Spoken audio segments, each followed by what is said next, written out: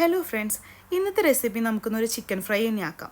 അതും നമുക്ക് എണ്ണയില്ലാണ്ട്. അതെങ്ങനെ ഇപ്പോൾ എണ്ണയില്ലാണ്ട് ചെയ്യാമെന്ന് വെച്ചിട്ടുണ്ടെങ്കിൽ ഞാനിപ്പോൾ എയർ ഫ്രയറിലാണ് കേട്ടോ ഇത് സെറ്റാക്കുന്നത്. നമുക്കൊന്ന് ട്രൈ ചെയ്ത് നോക്കാം.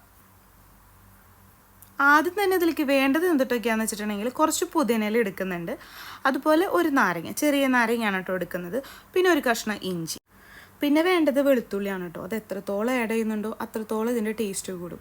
ഈ ഫ്രൈ ഐറ്റംസിലൊക്കെ ഇഞ്ചിയും വെളുത്തുള്ളി ഇടുന്നത് സൂപ്പറാണ്. പിന്നെ കുറച്ച് കുഞ്ഞുള്ളി ആഡ് ചെയ്യുന്നുണ്ട് കേട്ടോ. ഇതൊക്കെയാണ് മെയിൻ ഐറ്റംസ്. പിന്നെ ഇതൊക്കെ കൂടിയിട്ട് ഞാൻ നമ്മുടെ മിക്സിയുടെ ഒരു ജാറിലോട്ട്, കുഞ്ഞി ജാറില്ലേ അതിലോട്ടാണ് കേട്ടോ ഞാൻ ആഡ് ചെയ്യുന്നത്. പിന്നെ ഇഞ്ചി ഞാൻ ചെറിയ കഷ്ണങ്ങളാക്കി ഇടുന്നുണ്ട്. കാരണം എന്താണെന്ന് വെച്ചാൽ പെട്ടെന്ന് അരഞ്ഞ് കിട്ടാൻ വേണ്ടിയിട്ട്. എൻ്റെ അരയാൻ കുറച്ച് ബുദ്ധിമുട്ടുണ്ട്. പിന്നെ നാരങ്ങ പിഴിഞ്ഞാണ് ഒഴിക്കുന്നത്. പിന്നെ പൊടികളായിട്ട് 2 ടേബിൾ സ്പൂൺ മുളക് പൊടിയാണ് ഞാൻ ആഡ് ചെയ്യുന്നത്. പിന്നെ ഒരു അര ടേബിൾ സ്പൂണോളം മഞ്ഞൾപ്പൊടി, 1 ടേബിൾ സ്പൂൺ മസാലപ്പൊടി, പിന്നെ ഞാൻ ആഡ് ചെയ്യുന്നത് സോയാ സോസാണ് കേട്ടോ. അത് 2 ടേബിൾ സ്പൂൺ ഞാൻ ആഡ് ചെയ്യുന്നുണ്ട്. എനിക്ക് അതിൻ്റെ ടേസ്റ്റ് ഇഷ്ടമാണ്, അതുകൊണ്ടാണ് കേട്ടോ. ഇഷ്ടമില്ലാത്തവരത് സ്കിപ്പ് ചെയ്തോളൂ, കുഴപ്പമില്ല. പിന്നെ വേണ്ടത് ഉപ്പാണ്, ആവശ്യത്തിന് മാത്രം. ഞാൻ എപ്പോൾ ഉപ്പിട്ടാലും അത് കൂടിപ്പോവുക ചെയ്യുക, ഇപ്രാവശ്യവും കൂടി, സ്വാഭാവികം. പിന്നെ വേണ്ടത് ചില്ലി ഫ്ലെക്സ് ആണ് കേട്ടോ. പിന്നെ ഇതിൽ ഏറ്റവും ഇമ്പോർട്ടൻ്റ് ആയിട്ടുള്ള സാധനം പെരുംജീരകം. ഇത് കുറച്ച് കൂടുതലാണ് കേട്ടോ. സംഭവം ടേസ്റ്റ് വൈസ് നല്ല രസമായിരിക്കും. പിന്നെ ഇതൊക്കെ കൂടിയിട്ട് ഒന്ന് നമുക്ക് മിക്സിയിലിട്ട് അടിച്ചത് ഈ ഒരു പേസ്റ്റ് രൂപത്തിലാക്കിയെടുക്കണം കേട്ടോ.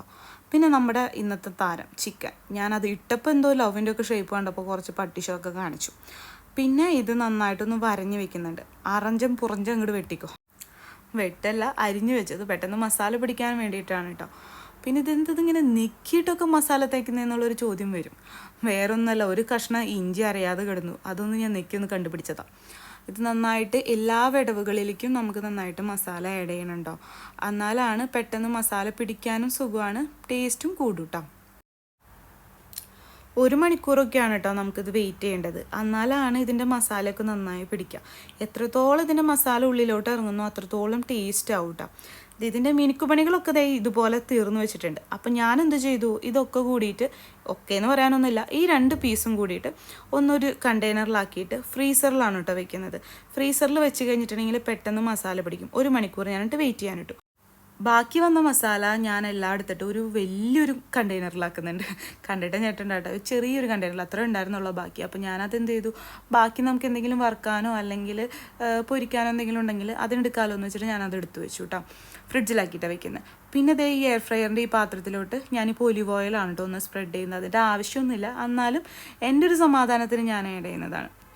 അത് മാത്രമാണ് കേട്ടോ ഞാൻ ഓയിൽ എന്നുള്ള രീതിയിൽ ഇതിലേക്ക് ഒഴിക്കുന്നുള്ളൂ കേട്ടോ. പിന്നെ ഞാൻ ഇതിലേക്ക് വെച്ച് ജസ്റ്റ് ഒന്ന് ആ പാത്രം ഒന്ന് ക്ലോസ് ചെയ്യുന്നുണ്ട് കേട്ടോ.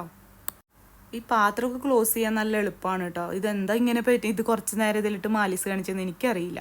ഇത് ഇംപെക്സിൻ്റെ 4 ലിറ്റർ വരുന്ന ഒരു എയർ ഫ്രയർ ആണ് കേട്ടോ. നല്ല സ്പേസ് ഒക്കെ ഉള്ള ആയതുകൊണ്ട് നമുക്ക് എത്രത്തോളം വേണമെങ്കിലും വെക്കാം. നമുക്കത് 20 മിനിറ്റ് 120 ഡിഗ്രി സെൽഷ്യസിലാണ് കേട്ടോ ഞാൻ ഇത് കുക്ക് ചെയ്യുന്നത് കേട്ടോ.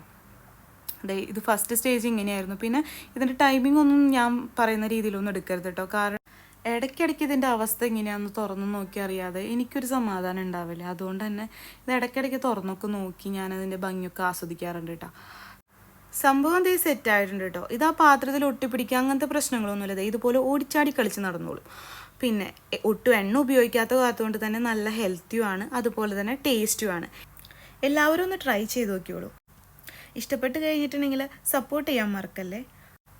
അപ്പോൾ താങ്ക് യു.